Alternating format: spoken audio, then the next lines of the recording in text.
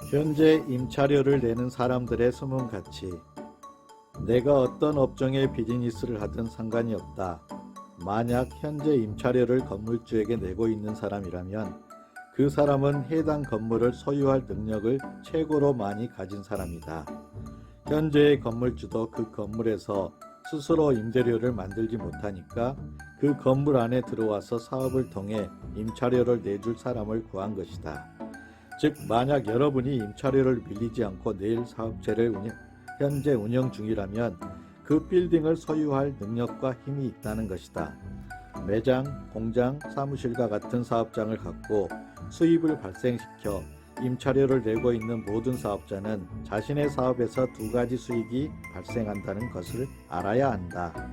그중 첫째는 당연히 사업 자체가 벌어들이는 수입이고, 다른 하나는 고객이 들락거리면서 생긴 트래픽에서 발생한 부동산 가치 증가 수입이다. 만약 상권에 크게 영향을 받지 않고 맛집을 운영하거나 업체의 소비자 호응도가 높아 고객이 매장을 찾아오는 정도의 집객 능력을 가진 식당 경영자라면 이 사람은 음식을 팔아 버는 돈보다 트래픽 증가에서 나오는 수입이 훨씬 더 클 수 있다. 이런 분들은 트래픽 증가에서 나오는 수익을 모든 건물주에게 빼앗긴다.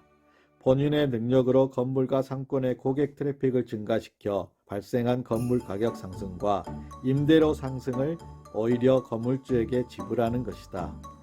이런 사람들은 그 사업의 본질이 식당 경영이 아니다. 부동산 개발업자다. 이런 사람들에게는 자신의 사업체 경영 능력을 통해 얼마든지 후미진 자리나 남이 망해서 나간 매장을 살릴 수 있는 능력이 있다. 어느 누구보다도 최고의 부동산 사업자가 될 수 있는 자격이 있는 경영자라는 것을 본인이 모르고 있을 뿐이다. 자신이 백조인데 여전히 오리인 줄 아는 것이다. 조물주의에 건물주는 오늘 우리랑 다른 사람 같지만 그도 평생 모은 돈과 용자를 받아 겨우 건물을 사서 능력 있는 사업자 덕에 월세로 융자금과 자기 생활을 하는 사람일 뿐이다. 부실한 사업체가 들어와 임차료를 밀리다가 결국 망하고 나가면 건물주도 숨통이 막힐 것이다. 조물주의의 건물주라 하지만 건물주의에 은행이 있기 때문이다. 빚을 이기는 사람은 이 세상에 아무도 없다. 그런데 당신은 임차료를 밀리지 않고 잘 내면서 그동안 사업을 운영해왔다. 만약 건물을 소유하게 되면 어느 누구보다도 은행 융자금을 잘 갚을 수 있는 힘이 있는 사람이다. 은행이 가장 좋아할 고객님이 바로 당신이다.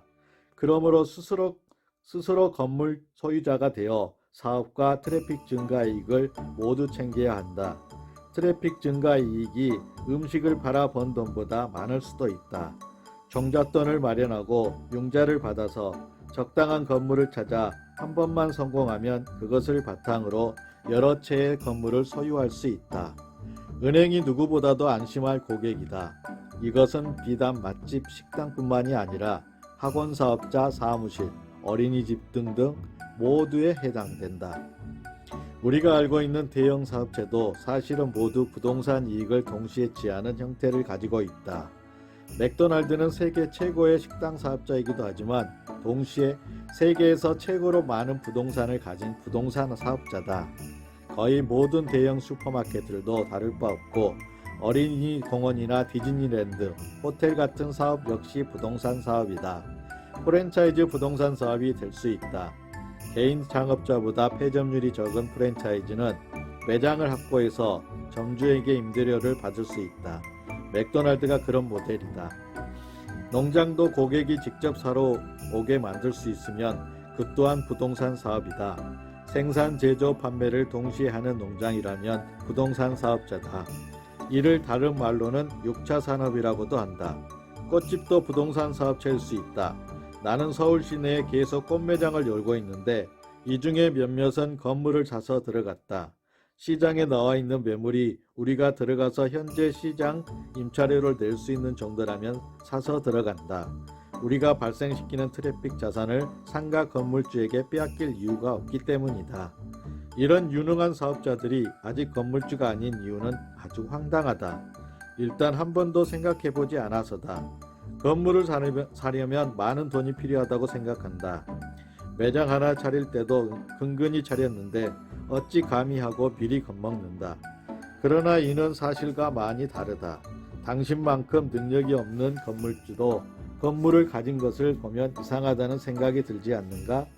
인근 부동산을 다녀보며 매물을 들여다보고 은행을 찾아다니고 종잣돈을 마련하는 행동을 하다 보면 방법이 보인다. 생각처럼 부동산을 사기 위해 많은 돈을 들이지 않는 방법이 수없이 존재한다. 현재 운영하는 사업체는 붙는 정성의 반 정도만 부동산 공부에 써두면 매물과 기회를 잡을 수 있다.